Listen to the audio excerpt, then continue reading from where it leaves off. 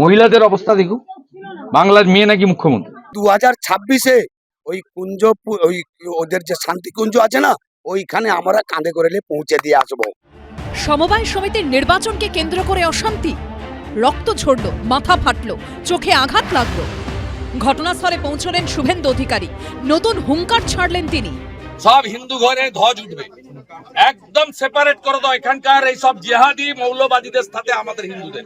সমস্ত জায়গায় ভালো সিসিটিভি নিয়েছে। নন্দীগ্রাম শুভেন্দু অধিকারীর গড়। রবিবার নন্দীগ্রাম 2 নম্বর ব্লকের রানীচক সমবায় সমিতির নির্বাচন হয়। এই নির্বাচনে জিতেছে তৃণমূল। নির্বাচনের আগের দিন রাতে এই সমবায় সমিতির ভোটকে কেন্দ্র করে ধুমধুমার পরিস্থিতি তৈরি হয় রানীচকের হরিজন পাড়ায়। অভিযোগ, বিজেপির সমর্থক কয়েকটি পরিবারের উপর হামলা চালায় তৃণমূল।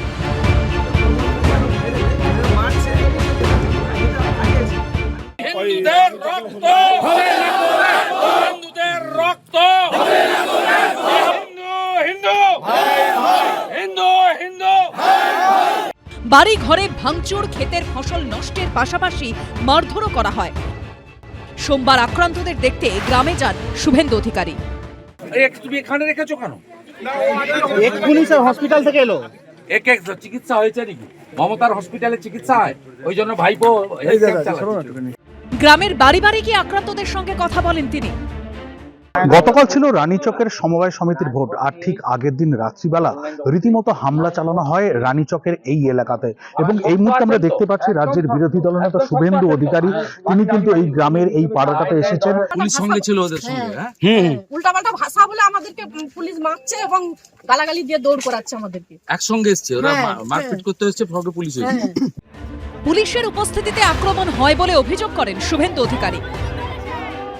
এটা তো ধুলিয়ান শামশেরগঞ্জের মডেল, বেলডাঙ্গার মডেল। বাংলাদেশেও সেম মডেল, পশ্চিমবঙ্গে সেম মডেল। এটা বিচ্ছিন্ন ঘটনা নয়, পুলিশ করিয়েছে, সামনে পুলিশ, তার সঙ্গে এরা। শিডিউল কাস্টরা ভোট দেয় না তৃণমূলকে, শিডিউল কাস্টরা টার্গেট। উনি সিঙ্গুরে যাবেন তো 28 তারিখে, কৃষক দরদি মুখ্যমন্ত্রী। এই হতো কৃষক। দেখুন, নন্দীগ্রামে বিজেপি বুঝতে পারছে তারা হারতে চলেছে।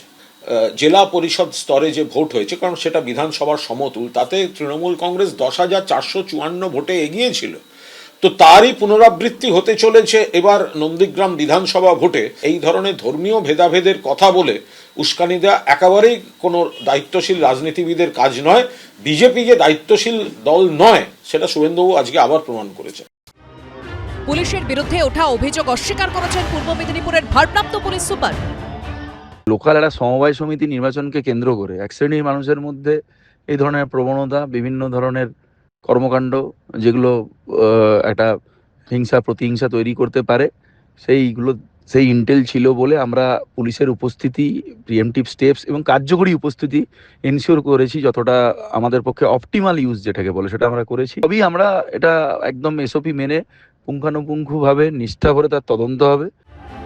এর আগেও সমবায় সমিতির নির্বাচন ঘিরে বারবার অশান্ত হয়েছে নন্দীগ্রাম। সামনেই বিধানসভা ভোট, তার আগে ফের উত্তপ্ত নন্দীগ্রাম।